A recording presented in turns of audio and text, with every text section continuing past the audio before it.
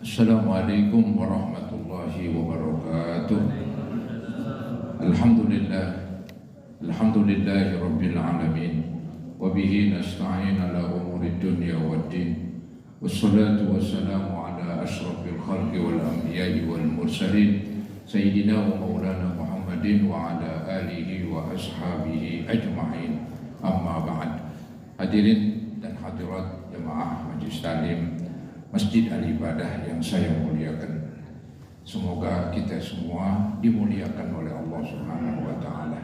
Amin ya rabbal alamin. Yang terhormat pimpinan Masjid Al-Mukarram Bapak Haji Yudi Rahmani dan juga para pengurus yang lain dan tokoh masyarakat, para asatizah, para hujjaj, bapak-bapak dan ibu-ibu sekalian, syukur alhamdulillah dengan kesehatan, dengan kesempatan dan juga dengan kekuatan kita bisa menghadiri pengajian.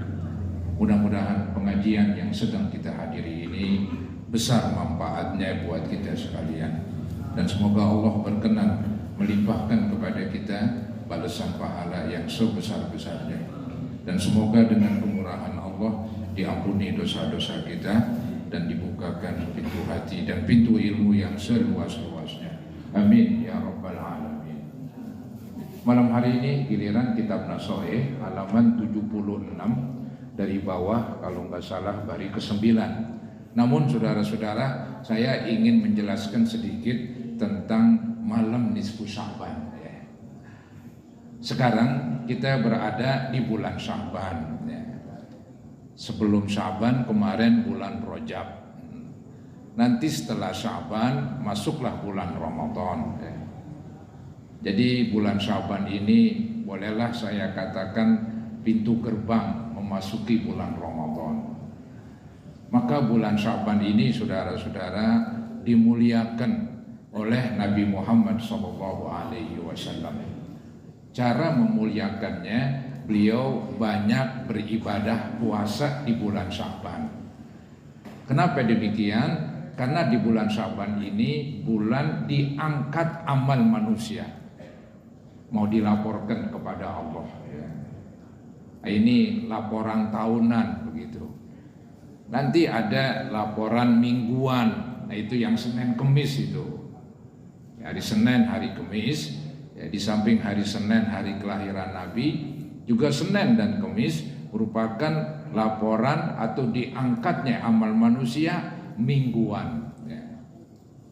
Nah selalu tuh Nabi kalau hari Senin puasa, hari Kamis juga puasa, saudara-saudara, puasa sunat.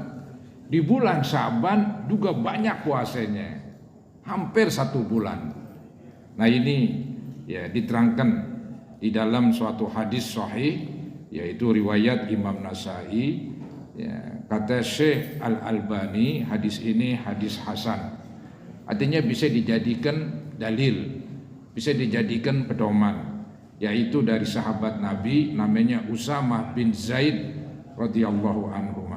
Qala, berkata Usamah, qultu ya Rasulullah.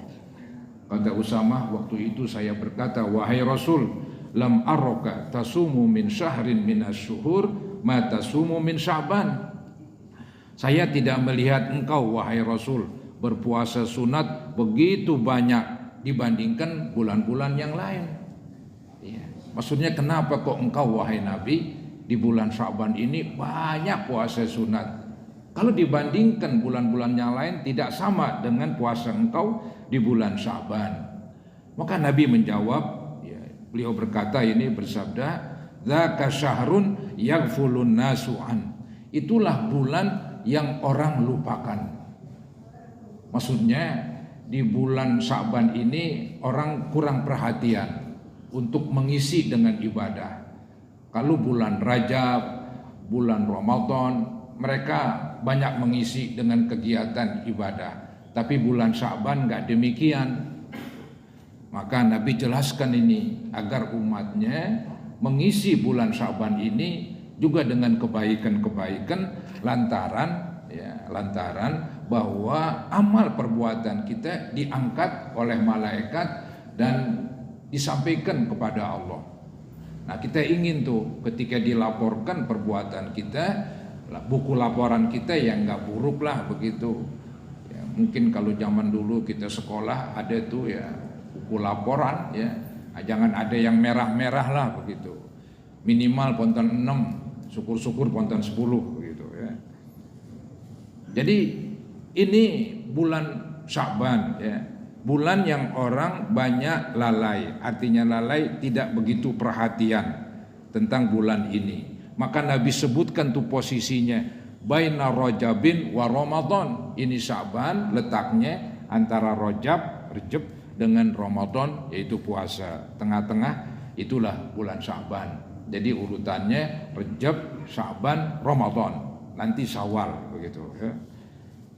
Kemudian dikatakan lagi oleh Nabi wa huwa syahrun turfa'u fihil a'mal ila rabbil alamin. Itulah bulan diangkat amal manusia di hadapan Allah. Yang mengangkatnya para malaikat disodorkan di hadapan Allah. Wa uhibbu ayyurfa'a amali wa ana shahib. Kata Nabi lebih lanjut, saya ingin ketika diangkat dan dilaporkan perbuatan saya ingin lagi berpuasa, lagi ibadah.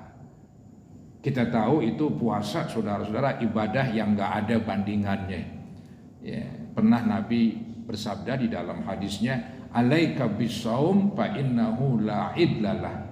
Hendaklah kamu berpuasa, sesungguhnya puasa itu ibadah yang tidak ada bandingannya. Karena dia cukup berat ya, berjam-jam saudara-saudara ya, terhitung dari subuh sampai maghrib ya.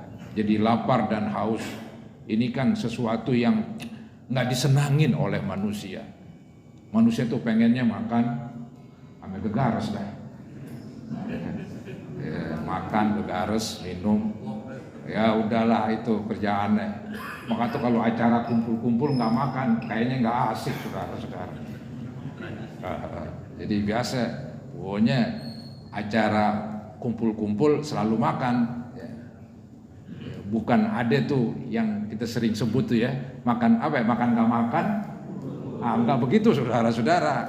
Jadi waktu makan kumpul, nggak makan kumpul. Maunya kita kalau kumpul mesti makan begitu saudara-saudara ya. Ya alhamdulillah ini majelis taklim kita kan tak ada makannya dikit, biarin, lumayan saudara-saudara ya. Baik ya.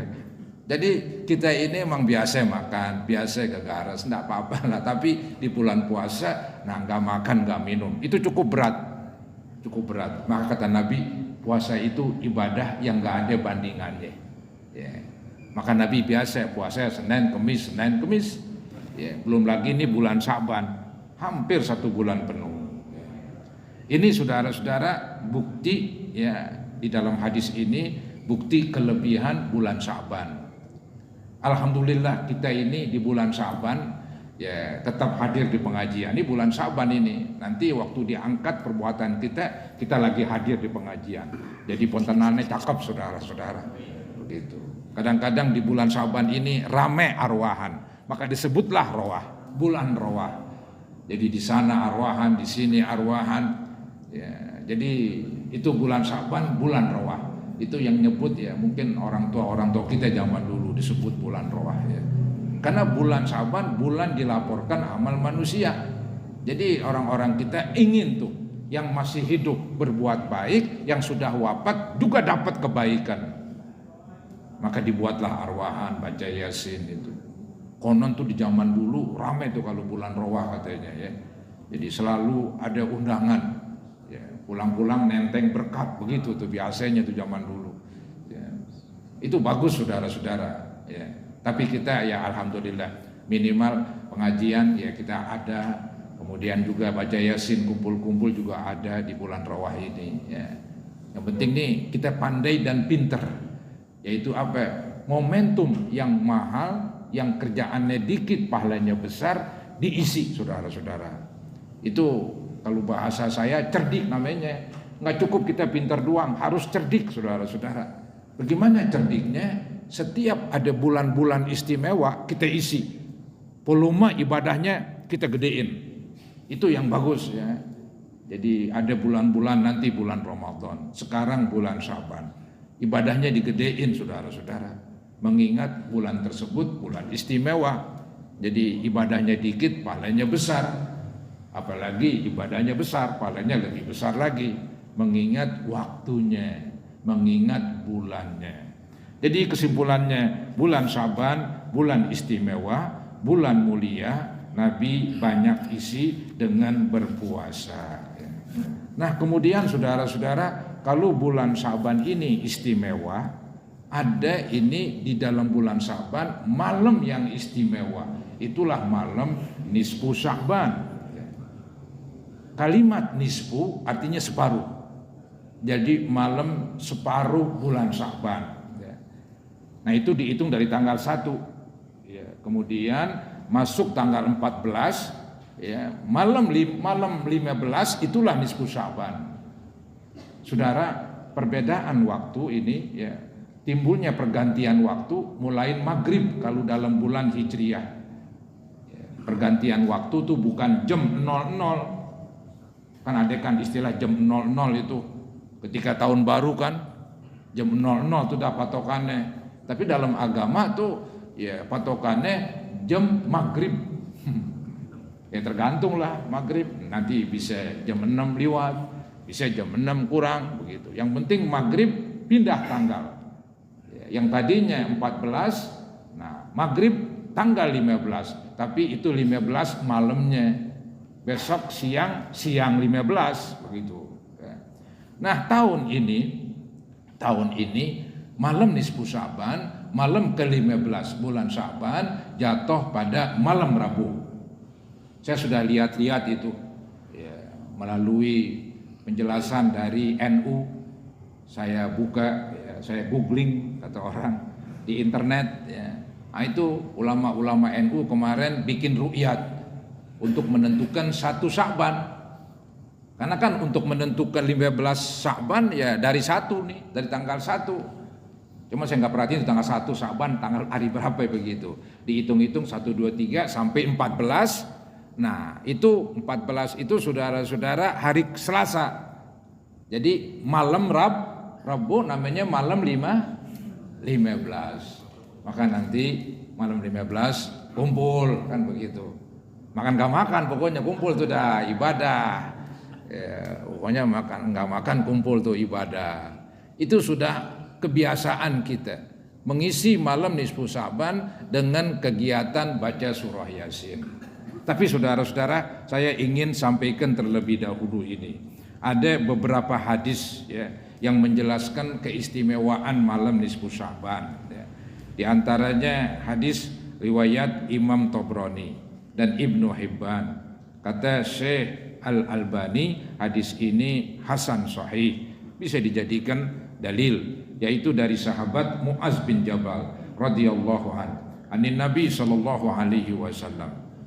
Dari Nabi, qala, beliau bersabda, yattali'ullahu ila jami'i khalqihi lailatan nisfi min Sya'ban.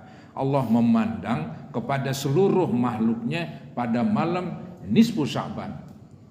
Ketika digambarkan Allah memandang, ini saudara-saudara udah suatu keberuntungan, udah suatu kehormatan. Kita dipandang oleh Allah begitu. Bukan Allah melengos, bukan Allah marah, tapi Allah memandang kepada makhluknya ini. Yaitu kapan? Pada malam khusus, malam nisfu Sya'ban. Nah kemudian Nabi lebih lanjut bersabda, fayaghfiru li jami'i khalqi. Maka pada waktu itu Allah ampunin seluruh makhluknya. Hebat sekali, seluruh makhluknya. Tapi ntar dikecualikan, diantaranya orang kafir lah. Orang kafir nggak bisa begitu. Dia harus bertobat, masuk agama Islam, baru diampunin seluruh dosa-dosanya. Kalau tetap berada dalam kekafiran, nggak bisa para hadirin. Maka itu ada pengecualian setelah Nabi bersabda, Allah mengampunin seluruh makhluknya kecuali illa li musyrikin, kecuali orang kafir atau orang Islam yang musyrik begitu. Nah, itu sama-sama kafir lah kasarnya, berat itu ya. Yang dulu pernah kita terangkan, apa itu musyrik? Musyrik itu meyakini selain Allah punya kekuatan seperti kekuatan Allah. Allah punya kekuatan, misalnya dia memberi rezeki, tapi kita yakin juga ini tombak yang kita pelihara, ini tombak juga memberi rezeki, atau ini keris sekali memberi rezeki. Nah, kita menyekutukan itu. Jadi ada dua kekuatan yang benar, yaitu Allah yang memberi rezeki. Yang kedua, batu cincin kali kita pakai, dia memberi rezeki ini. Kalau saya lepas, seret aja rezeki saya. Parah ini, parah saudara-saudara. Musyrik langsung, nggak perlu patung yang gede, batu cincin yang kecil, bisa menjadi musyrik. Maka dari itu keyakinan supaya nggak musyrik menurut ahli sunnah wal jamaah, yaitu jangan meyakini selain Allah punya kekuatan. Jangan meyakini. Ya, kita meyakinin Allah pemberi rezeki begitu. Kemudian kita yakin juga dagang memberi rezeki. Nggak boleh juga itu, walaupun dagang.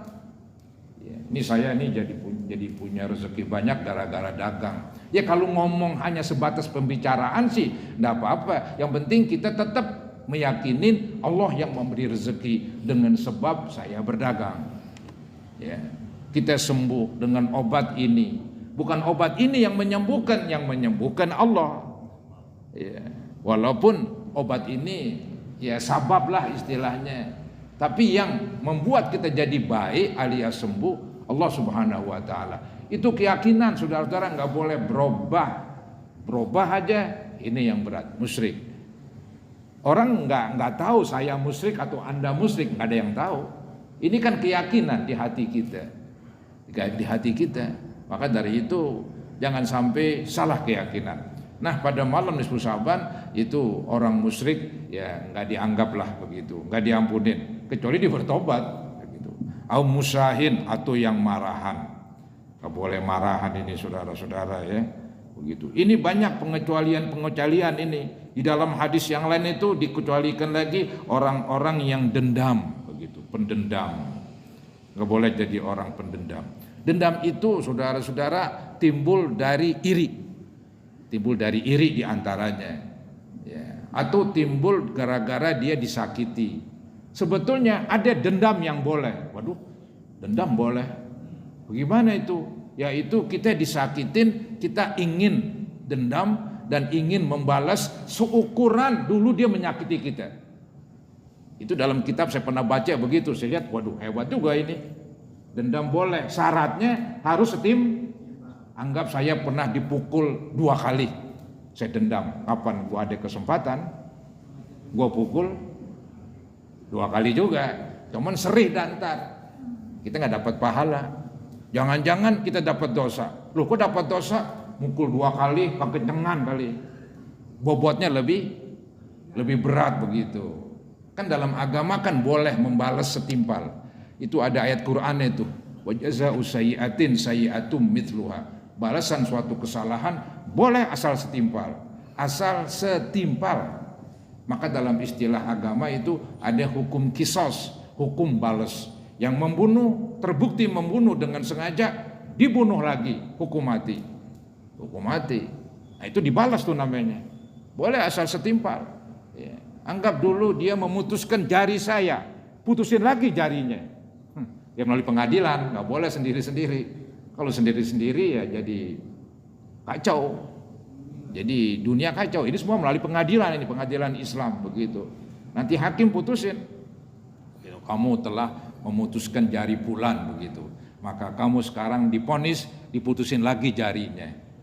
Karena dulu kamu memutuskan jari si fulan yang kelingking, sekarang yang kelingking tuh jari kamu diputusin lagi. Itu hukum kisos, hukumnya nggak dosa di dalam Islam. Maka tadi saya bilang, ya Anda dipukul 2 kali, Anda pukul lagi, Anda dendam, ingin bales, ya boleh aja asalkan setimpal. Tapi yang baik janganlah, karena biasanya itu dendam berlebihan. Dendam selalu berlebihan. Ya, saya disakitin sama orang, saya dendam. Akhirnya apa? Bukan saya balas yang setimpal, saya bunuh dia. Ah itu kacau tuh dendam. Ketika orang dendam dimasukin sama setan, udah kacau balau saudara-saudara. Nggak terkontrol keinginannya, nggak terkontrol tuh dendamnya.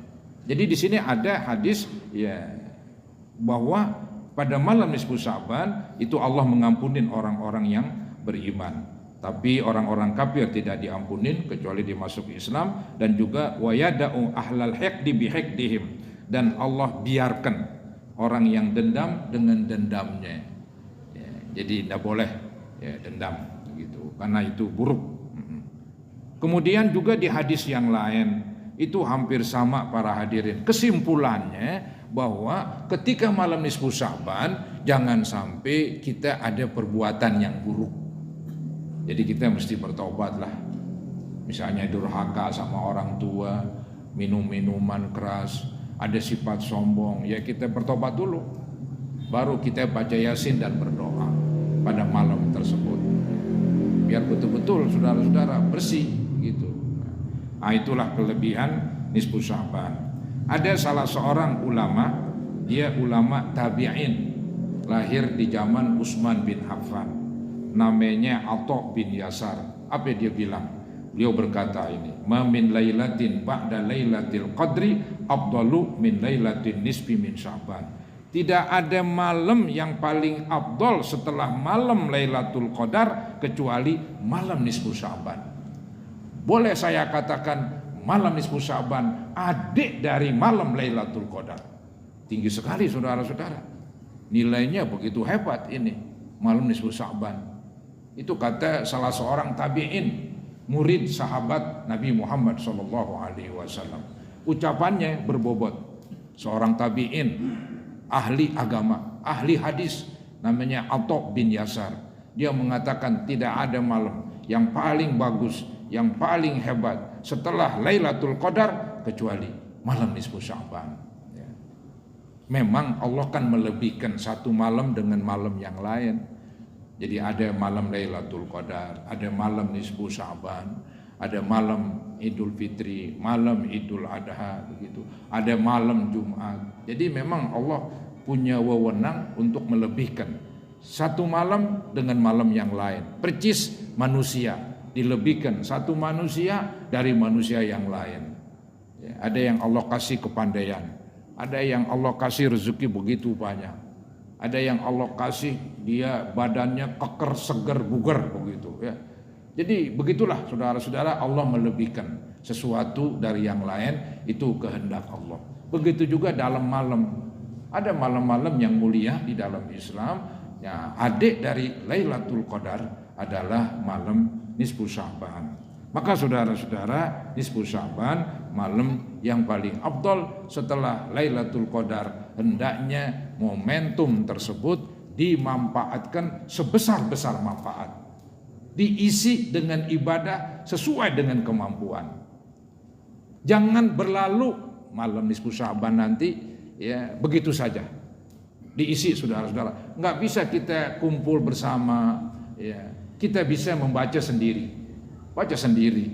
Enggak bisa baca surah Yasin. Bacalah qul huwallah yang kita hafal begitu. Sebanyak-banyaknya. Terus kita berdoa. Kita sembahyang sunat, sembahyang apa saja. Ya. Ada sembahyang awabin, ada sembahyang sunat, sembahyang sunat mutlak kok. Sembahyang sunat tanpa nama. Usolli rakaatain, Allahu Akbar. Itu sembahyang sunat nggak pakai nama itu. Boleh saja para hadirin minta kepada Allah. Boleh pakai bahasa Indonesia. Begitu. Jadi jangan kehilangan akal. Jangan kebingungan. Gue mau ngapain nih? Gue nggak bisa. Oh jangan saudara-saudara. Banyak cara untuk berbuat baik. Mungkin Anda ingin sedekah pada malam tersebut, cari orang miskin, kasih. Keren saudara-saudara. Ya. Yang penting diisi malam tersebut dengan ibadah. Apapun itu ibadah. Ibadah yang pakai tenaga, kita ucapkan bacaan-bacaan. Ibadah yang pakai uang, kita bersedekah dan sebagainya. Atau ibadah pakai tenaga, bantu orang dan sebagainya. Walhasil saudara-saudara, malam nisfu Sya'ban jangan dibiarkan begitu saja. Berusaha ya. Khususnya ini yang nggak bisa kumpul pada maghrib di masjid-masjid, di musola-musola. Di lingkungan Jakarta yang namanya ada musola, yang namanya ada masjid, biasanya itu ada kumpul-kumpul nisfu Sya'ban. Mungkin Muhammadiyah. Dia bagaimana kumpul kan ya? Saya nggak tahu dah. Ya. Jadi hampir di Jakarta ini di Betawi ya, setiap masjid, setiap musola malam nisfu Sya'ban mereka membuat perkumpulan. Memang saudara-saudara ada pendapat ulama kontroversial itu ulama yang istilahnya pendapatnya itu menjadi perdebatan. Ya, itu namanya Ibnu Taimiyah. Ya, saya lupa tuh.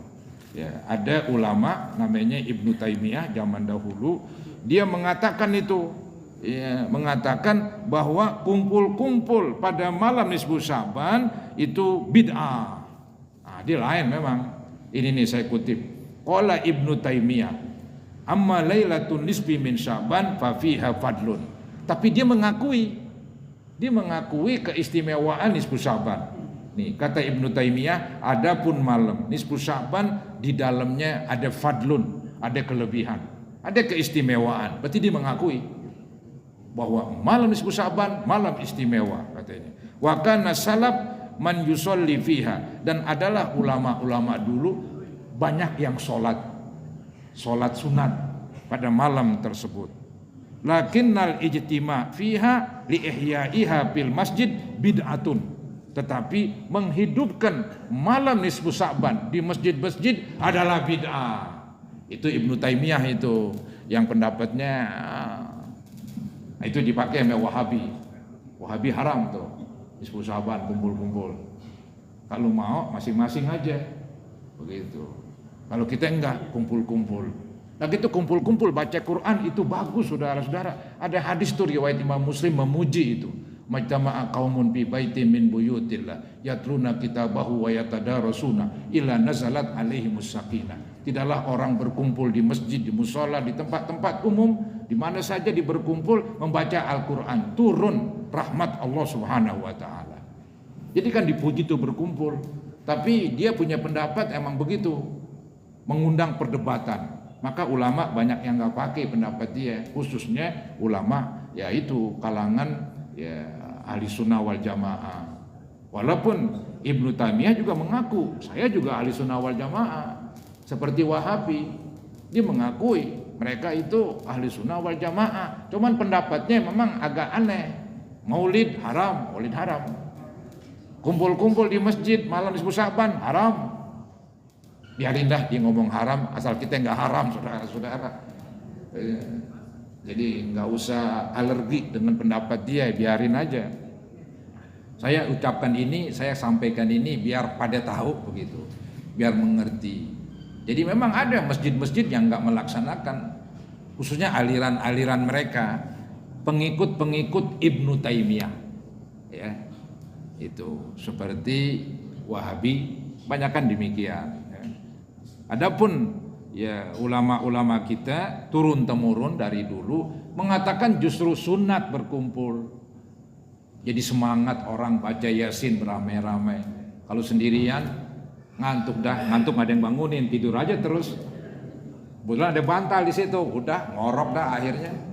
Tapi kalau beramai-ramai kan kita seandainya ngantuk juga akan tersentak saudara-saudara. Jadi baguslah kumpul-kumpul. Karena kumpul-kumpul kita bukan kumpul-kumpul, maaf ya, berbuat yang haram. Itu nggak boleh. Misalnya ngadu ayam kumpul-kumpul, main judi kumpul-kumpul, itu kumpul haram itu. Ya, ngerumpi, ngomongin kejelekan orang begitu. Dia bongkar, ramai dah sudah. Itu sih kumpul haram itu. Nah, kita tuh di masjid, di mushola, malam nisfu Sya'ban, kumpulnya kita kumpul ibadah. Di antaranya di samping ada niat itikaf di masjid tersebut, kemudian di situ ada baca Yasin, kemudian kita berdoa. Nah, itu udah 3 macam ibadah yang nampak sekali. Ya. Jadi saudara-saudara, kumpul-kumpul pada malam tersebut adalah sesuatu yang bagus dan diterusin. Jangan khawatir seandainya ada yang mengatakan bid'ah, biarkan mereka mengatakan bid'ah. Ya mau dibilang apa? Dia punya pemikiran lain. Ya. Karena memang secara nyata Nabi nggak kumpul-kumpul nisfu Sya'ban. Yang ada tuh Nabi katanya pada malam nisfu Sya'ban beliau sholat banyak banget begitu. Ya. Kemudian sampai Aisyah mengatakan, kok Nabi nggak bangun-bangun sujudnya nih? Jangan-jangan Nabi udah wafat ini. Ya, disenggol kakinya, bergerak-gerak tuh kakinya. Wah, berarti Nabi masih hidup. Ya, di situ Nabi berdoa, ya. Berdoa kepada Allah pada malam tersebut. Maka Aisyah bertanya itu, wahai Nabi, kok lama sekali ya sujudnya? Ketahuilah wahai Aisyah, ini malam nisfu Sya'ban. Allah mengampuni dosa hamba-hambanya. Bahkan ada seruan yang berbunyi, adakah orang yang minta ampun, saya ampunin. Adakah orang yang berdoa, saya kabulkan. Adakah orang yang minta, saya berikan. Oh, begitu tuh dalam suatu hadis. Kan hebat sekali para hadirin. Maka tuh malam nisfu Sya'ban kita baca Yasin, setelah itu berdoa, meminta kepada Allah. Nah itu setiap baca Yasin ada niatnya itu, ada permohonannya. Yang pertama misalnya niat apa itu? Yaitu panjang umur misalnya. Ada 3 tuh, niat panjang umur, niat minta rezeki, dan niat minta supaya ditetapkan imannya. Itu 3 yang paling besar. Nah panjang umur itu kita mohon ya supaya Allah memberikan umur yang panjang. Ya, jangan panjang doang umur, tapi sakit saudara-saudara ya.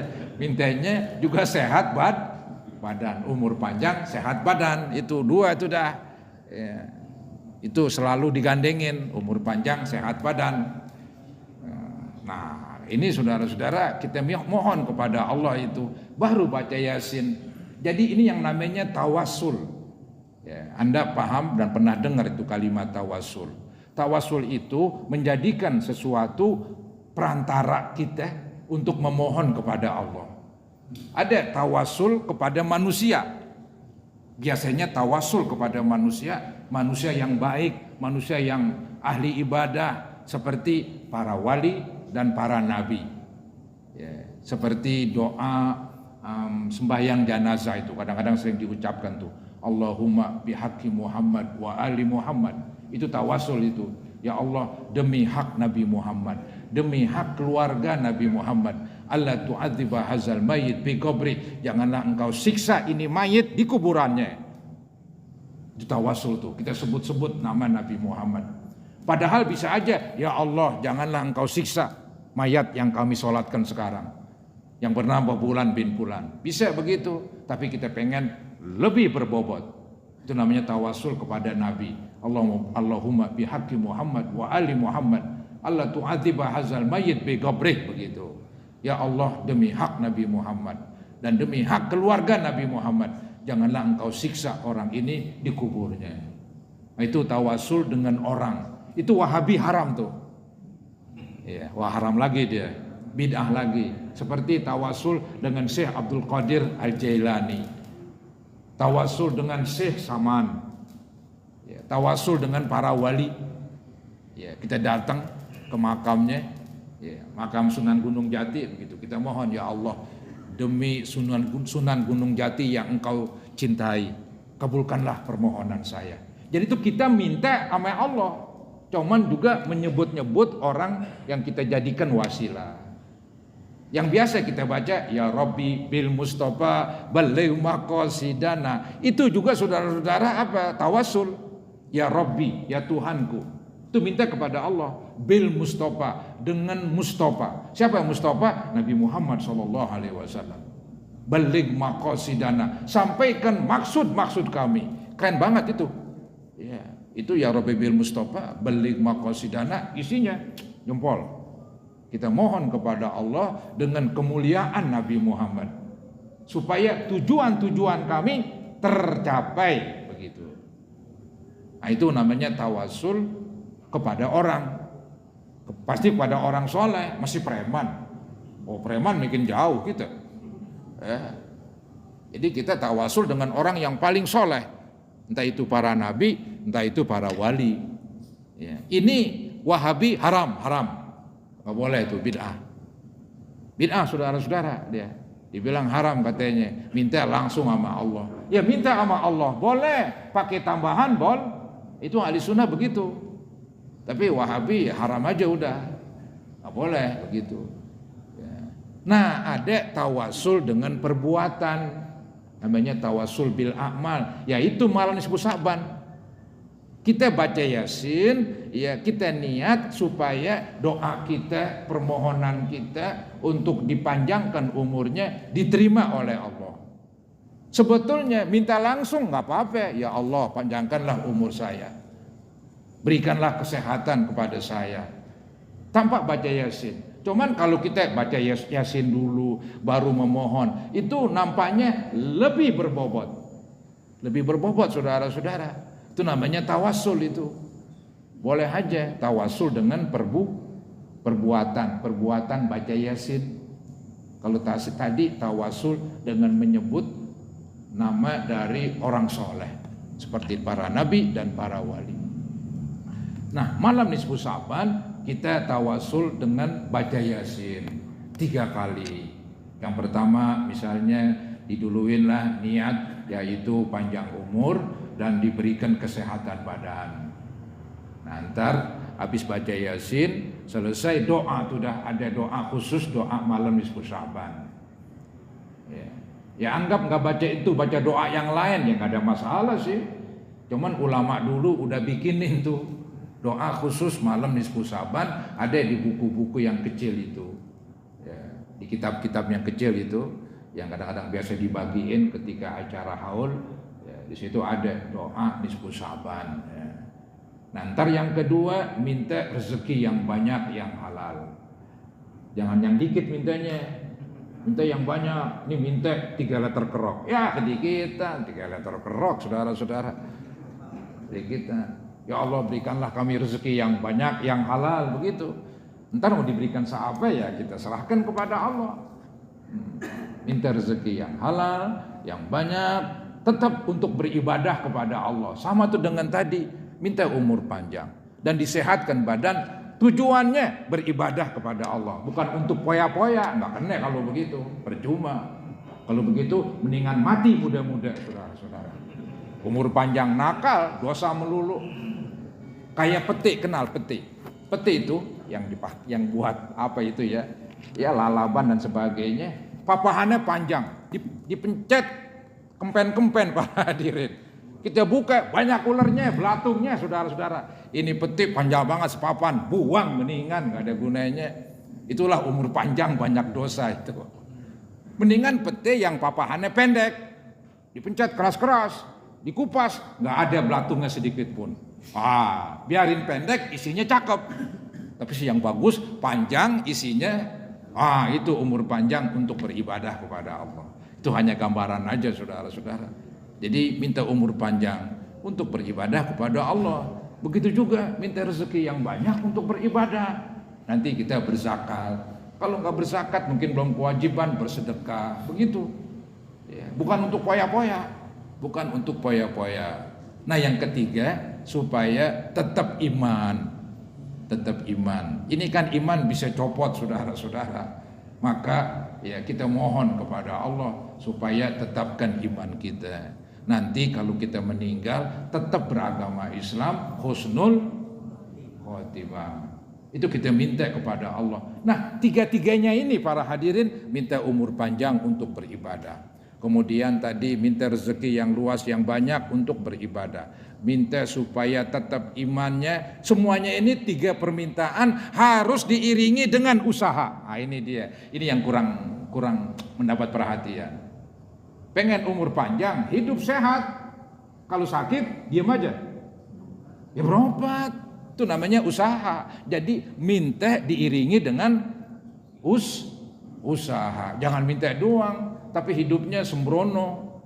Ya, dia minta umur panjang, sehat badan. Kalau naik motor ngebut dia. Akhirnya tiang listrik ditabrak. Bonyok kepalanya, tewas langsung di situ, saudara-saudara. Bagaimana sih ente minta umur panjang, tapi kalau naik motor ngebut melulu, ugal-ugalan. Mana bisa para hadirin? Secara hukum agama kita disuruh di samping mohon kepada Allah juga berusaha, minta rezeki. Jangan bertopang dagu. Bertopang dagu, kontrakan nggak ada, yang penghasilan nggak ada, diem aja berdoa, ya Rob, ya Tuhan, ya Tuhan. Nggak ada papenya para hadirin. Itu dari langit nggak turun emas, nggak turun duit, rupiah, dolar kagak turun. Yang turun hujan tadi itu. Ya. Hujan jatuh ke tanah, tanahnya diolah, dipaculin, tanamin pun singkong, baru tumbuh, baru ada singkongnya para hadirin. Artinya rezeki mesti ngeremet. Rezeki mesti usaha. Kita minta rezeki yang luas, yang berkah, usaha. Usaha juga sebisa-bisanya usaha. Ada yang dagang, ada yang kerja, ada yang jual jasa, ada yang jasa ngontrakin, jasa ini, jasa itu, kan begitu. Kemudian juga minta tetap iman. Itu pun juga usaha. Kita hadir di pengajian supaya imannya kuat para hadirin. Karena boleh jadi iman jadi nggak kuat karena nggak ada ilmu agama. Ada ungkapan ulama dulu, Syekh Az-Zurnuji berkata, "Fa inna baqa'al Islam bil ilmi." Sesungguhnya kekelnya agama Islam dengan ilmu. Supaya Islam ini kokoh, supaya Islam ini kekal di hati kita, di dada kita sampai kita wafat, harus diisi dengan ilmu agama. Kita ngerti ilmu agama, kita paham agama kita jadi tambah senang dengan agama. Kita akan pegang erat-erat, gak bakalan kita berpisah kecuali meninggal dunia, selesai itu dah. Jadi saudara-saudara semuanya di samping kita mohon tetap usaha. Ini yang kadang-kadang kurang mendapat perhatian. Usaha saja tanpa mohon itu nggak bisa para hadirin. Itu namanya sombong, melupakan Allah begitu. Usaha doang tanpa memohon itu pincang itu. Ya, di samping usaha ya juga kita berdoa. Nah, ada doa yang mustajab, itulah doa malam nisfu Sa'ban. Maka dari itu saudara-saudara, malam nisfu Sa'ban jangan sampai berlalu begitu saja. Harus kita isi dengan ibadah-ibadah. Mudah-mudahan Allah Subhanahu wa taala memberikan kesehatan badan kepada kita sehingga kita bisa berkumpul pada malam nisfu Sa'ban. Amin ya rabbal alamin. Hadirin, mari kita tutup pertemuan kita dengan berdoa. Sebelumnya baca suratul Fatihah. Kita mohon kepada Allah mudah-mudahan pahala suratul Fatihah Allah sampaikan kepada seluruh keluarga kita yang sudah wafat, terutama ibu bapak kita, guru-guru, mertua, istri dan anak-anak kita yang lebih dulu wafat. Al-Fatihah ala ma nawaina wa ila hadratin Nabi Rasulullah sallallahu alaihi wasallam. Fatihah. Auzubillahi minasyaitonir rajim. Bismillah. Alhamdulillahi rabbil alamin. Arrahmanir rahim. Iyyaka na'budu wa iyyaka nasta'in. Ihdinas siratal mustaqim. Siratal ladzina an'amta 'alaihim ghairil maghdubi 'alaihim. Astaghfirullahaladzim. Astaghfirullahaladzim. Astaghfirullahaladzim. Allahumma salli ala sayyidina Muhammad wa ala ali sayyidina Muhammad. وسلم تسليما كثيرا. الحمد لله رب العالمين. اللهم انفعنا بما علمتنا وعلمنا ما ينفعنا وزدنا علما نافعا. اللهم اغفر للمسلمين والمسلمات والمؤمنين والمؤمنات الاحياء منهم والاموات. ربنا آتنا في الدنيا حسنه وفي الاخره حسنه وقنا عذاب النار. صلى الله على سيدنا محمد وعلى اله وصحبه وسلم. الحمد لله رب العالمين. Kurang lebihnya mohon maaf. Assalamualaikum warahmatullahi wabarakatuh.